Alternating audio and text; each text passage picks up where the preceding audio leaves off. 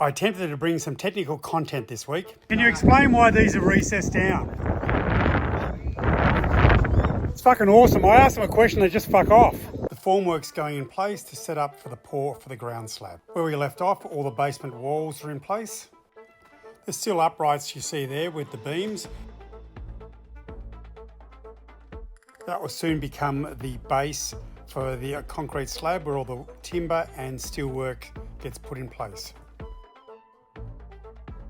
The round rail you see sticking vertically out of the walls and the columns will be bent over, and that will be laced with the other steelwork to make a solid base for the ground slab. The timber formwork is going in place. We use new sheets on any of the concrete that will be exposed and visual, and we use the older ones that actually be behind a false ceiling.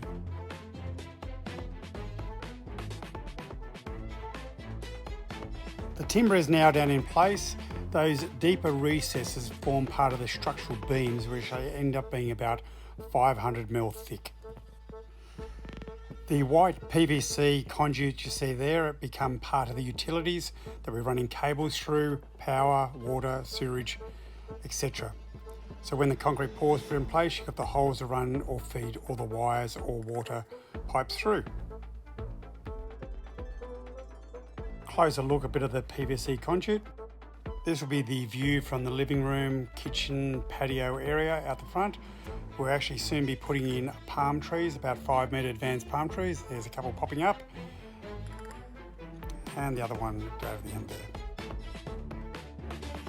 This is one of the columns coming up out of the basement. All the reo has been bent over, and here's all the steelwork being placed over the top. Plan is to pour the concrete slab next week, so there'll be a huge amount of steel being placed. Hopefully we can pour next Friday. We've had some very hot days, and this steel gets very hot, so you really got to commend it to these guys putting all this steelwork in place. Finishing off all the retaining wall and the stone insert. So we're craning in some bricks in this massive crane, and here's a big pallet of bricks here. The troubling thing was that Dan, one of the foremen, suggested, will they be okay overnight? I'm thinking, for fuck's sake, if the tide can wash away those bricks, we're fucked. So yeah, so this is scary shit. So hey, yeah, cameras out, guns out. As you can see, the high tide didn't wash away the blocks.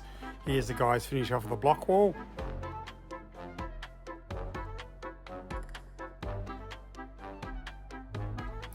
The water storage garage has become a great smoker room for the crews and all the teams working on the block. This is what the retaining wall looks like before the arch is cut out and it's rendered. Here's part of the retaining wall that's been finished, it's been rendered, and all the crazy stone has been inlaid. Someone said it's called crazy stone because there's no pattern to it, it is just how it comes out. Here's the stonemason in action. I can assure you, to date, no finger has been lost creating this retaining wall. I attempted to ask another technical question. You're going to give me something, Dan.